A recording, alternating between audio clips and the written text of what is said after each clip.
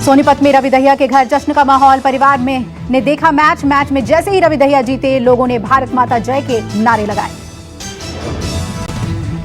Olympic में भारत को एक और पदक मिला। बॉक्सर लवलीना ने अपने पहले ही ओलंपिक में कांस्य पदक पर किया कब्जा। हालांकि बॉक्सिंग के सेमीफाइनल मुकाबले में वर्ल्ड चैंपियन से लवलीना हारी। एक ओलंपिक मेडल दिलवाया है, ये हमारे लिए बहुत बड़ी बात है। और ओलंपिक मेडल जीत के लाना ये अपने आप में बहुत ही ऐतिहासिक होता है। तो मैं लवलीना बोरगोहाई को बधाई देता हूँ, अभिनंदन करता हूँ और उसका गर्मजोशी से स्वागत करेंगे देश में। भारतीय एथलीट नीरज चोपड़ा ने जैवलिन थ्रो के फाइनल में जगह बनाई। क्वालिफिकेशन ग्रुप ए में नीरज चोपड़ा का सबसे लंबा मार्क रहा। टोक्यो ओलंपिक में कांस्य पदक जीतने के बाद हैदराबाद पहुंची पीवी सिंधु। लोगों ने सिंधु का एयरपोर्ट पर जोरदार स्वागत किया। एयरपोर्ट पर सिंधु मेडल को पकड़े नजर आई। लोगों ने सिंधु के जीतने पर खुशी जाहिर की, साथ ही फूलों से उनका स्वागत किया। संसद परिसर में पंजाब से कांग्रेस सांसद रवनीत सिंह बिट्टू और अकाली दल सांसद हरसिमरत कौर में तीखी नोकझोंक हुई।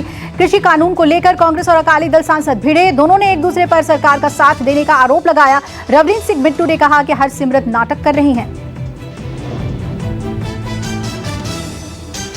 राज्यसभा में हंगामे को लेकर आज 6 सांसदों को सस्पेंड किया गया। सभी सांसद तृणमूल कांग्रेस से हैं।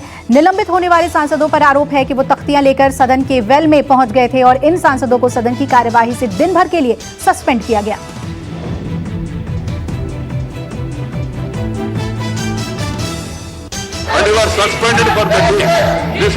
छह टीएमसी सांसद दिन भर के लिए निलंबित किए गए। सभापति ने पहले ही इन्हें चेतावनी दी थी कि अगर इसी तरीके से वेल में आकर नारेबाजी करते रहेंगे तो इनके ऊपर अनुशासनात्मक कार्रवाई की जा सकती है। कर्नाटक के मुख्यमंत्री बसवराज बोम्मई ने 29 मंत्रियों के साथ शपथ ली। 29 मंत्रियों में कोई उप मुख्यमंत्री नहीं है। कैबिनेट में 8 लिंगायत, 7 वोक्कलिंगा, 7 ओबीसी, 3 दलित, 1 एसटी और 1 महिला को मंत्री बनाया गया है। बोम्मई ने 28 जुलाई को मुख्यमंत्री पद की शपथ ली थी। दिल्ली में 9 साल की बच्ची के संदिग्ध मौत का मामला। सुबह सुबह राहुल गांधी पीड़ित परिवार से मुलाकात करने पहुंचे और राहुल गांधी ने परिवार के लोगों को गाड़ी में बिठाकर बातचीत की। मामले की सही जांच का आश्वासन दिया। आरोप है कि बच्ची के साथ रेप किया गया और फिर मार दिया गया। बिना माता पिता को पता लगे ही बच्ची का अंतिम संस्कार भी कर दिया गया। दिल्ली में लड़की की मौत पर संबित पात्रा ने राहुल गांधी पर राजनीति करने का आरोप लगाया। संबित पात्रा ने प्रेस कॉन्फ्रेंस करके कहा, दलित की बेटी हिंदुस्तान की बेटी है, उसे न्याय मिलना चाहिए। लेकिन क्या राजस्थान छत्तीसगढ़ में रहने वाली दलित की बेटी हिंदुस्तान की नहीं है? ट्वीट किया, a Dalit's daughter is India's daughter. इसमें कोई दो मत नहीं है। दलित की बेटी हिंदुस्तान की बेटी है, उसको न्याय मिलना चाहिए। किंतु दलित की बेटी राजस्थान की, क्या वो हिंदुस्तान की बेटी नहीं है? दलित की बेटी छत्तीसगढ़ की, क्या वो हिंदुस्तान की बेटी नहीं है? या हम हिंदुस्तान को भी सरकार और राजनीति के हिसाब से बांट करके दलितों की राजनीति को आगे बढ़ाएंगे? दिल्ली में बच्ची की संदिग्ध मौत का मामला गरमाया। राहुल गांधी के बाद अरविंद केजरीवाल ने भी परिवार से मुलाकात की। दिल्ली सरकार बच्ची की मौत की मजिस्ट्रेट जांच करवाएगी। केजरीवाल ने परिवार को 10 लाख रुपए की आर्थिक सहायता देने की घोषणा भी की। अखिलेश यादव 5 अगस्त को लखनऊ में साइकिल यात्रा निकालेंगे। समाजवादी पार्टी ने पूरे यूपी में साइकिल यात्रा करने का फैसला किया है। पार्टी के दिग्गज नेता रहे जनेश्वर मिश्र की जयंती पर यह कार्यक्रम रखा गया है। 5 राज्यों में होने वाले विधानसभा चुनाव को लेकर एक्शन में बीजेपी। राजनीतिक समीकरणों को साधने के लिए आज बीजेपी अध्यक्ष जेपी नड्डा ने की पार्टी के सभी मोर्चे के अध्यक्षों के साथ बैठक। सेना के दुर्घटनाग्रस्त हेलीकॉप्टर के 2 लापता अधिकारियों की तलाश जारी। कल हादसे में हेलीकॉप्टर कठुआ के रंजीत सागर झील में गिर गया था। लापता पायलटों की तलाश में नौसेना के विशेष गोताखोर लगाए गए हैं। मध्य प्रदेश में भारी बारिश के चलते कई जिलों में बाढ़ से हालात। बाढ़ग्रस्त इलाके में फंसे लोगों के लिए राहत और बचाव कार्य लगातार जारी है। शिवपुरी जिले में सेना हेलीकॉप्टर के जरिए बाढ़ में फंसे लोगों को एयरलिफ्ट किया जा रहा है और लोगों को सुरक्षित ठिकानों पर पहुंचाया जा रहा है।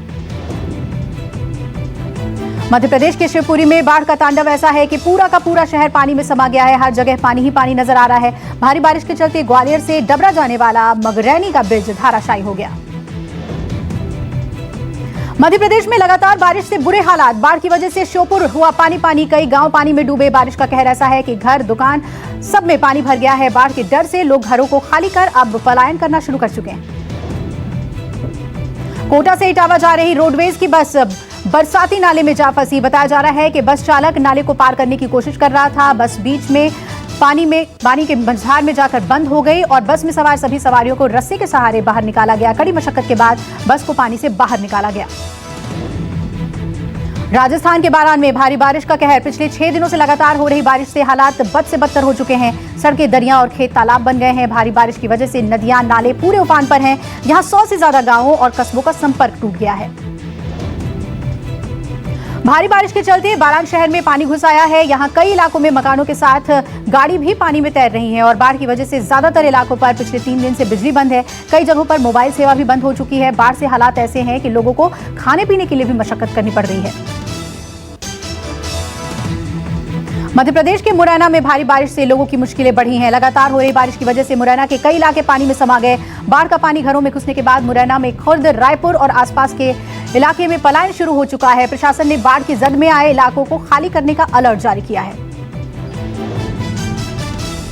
एमपी के दतिया में बाढ़ का प्रकोप जारी। सुबह से हो रही बारिश के चलते सिंध नदी पर बना सनकुआ का पुल पानी के तेज बहाव में बह गया। पुल के धाराशायी होने के बाद दतिया का भिंड और ग्वालियर का संपर्क टूट गया है। सनकुआ के पास एक मंदिर भी पानी में घिर गया है। इस मंदिर के भीतर 4 लोग फंसे हुए हैं।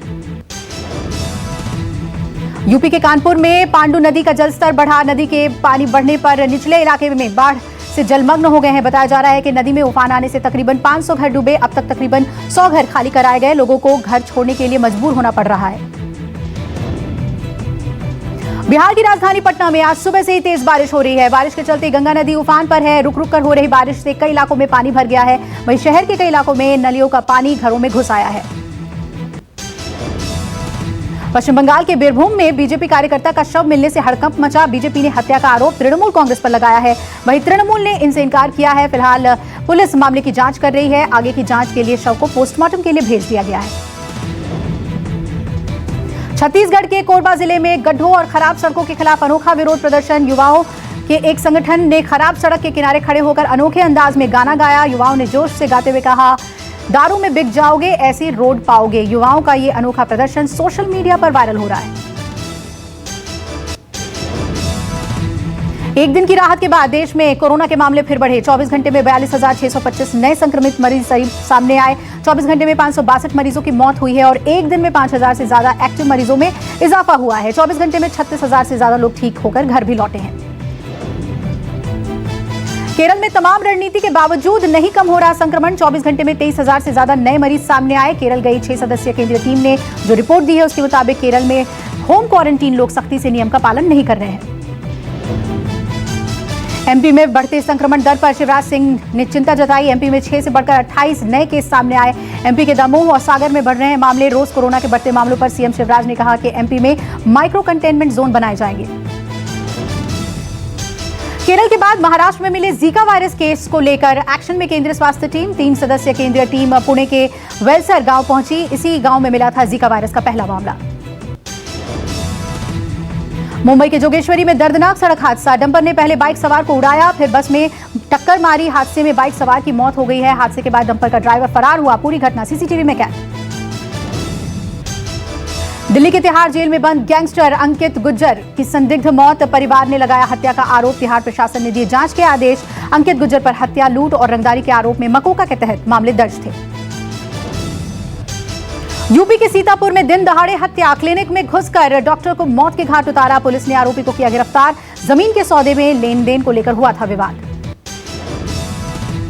करण जौहर ने बिग बॉस ओटीटी का नया प्रोमो रिलीज किया। प्रोमो में करण ने कंटेस्टेंट के लुक को रिवील किया। बिग बॉस ओटीटी 8 अगस्त से वूट ऐप पर टेलीकास्ट किया जाएगा। प्रियंका चोपड़ा का नया रेस्टोरेंट सोना का मेन्यू सुर्खियों में है। यहाँ एक समोसे का दाम 1,000 से भी ज्यादा है। खास बात यह कि रेस्टोरेंट में गोलगप्पे से लेकर समोसे तक सभी इंडियन खाने दिए जाएंगे। प्रियंका चोपड़ा ने रेस्टोरेंट के खाने के साथ फोटोज शेयर की। आर्थिक तंगी से जूझ रहे पाकिस्तान ने पीएम हाउस को ही किराए पर चढ़ा दिया है। पाकिस्तान के प्रधानमंत्री ने इस्लामाबाद स्थित सरकारी आवास को रियल एस्टेट के क्षेत्र में किराए पर देने की घोषणा की है। ओमान की खाड़ी में एक जहाज हाईजैक हुआ। ब्रिटेन नौसेना ने इस खबर की जानकारी दी है। हालांकि अमीरात सरकार ने इस घटना से इनकार कर दिया है। हाल ही में ईरान को तेज टैंकर पर ड्रोन हमला करने के लिए दोषी ठहराया गया था, जिसमें 2 लोग मारे गए थे।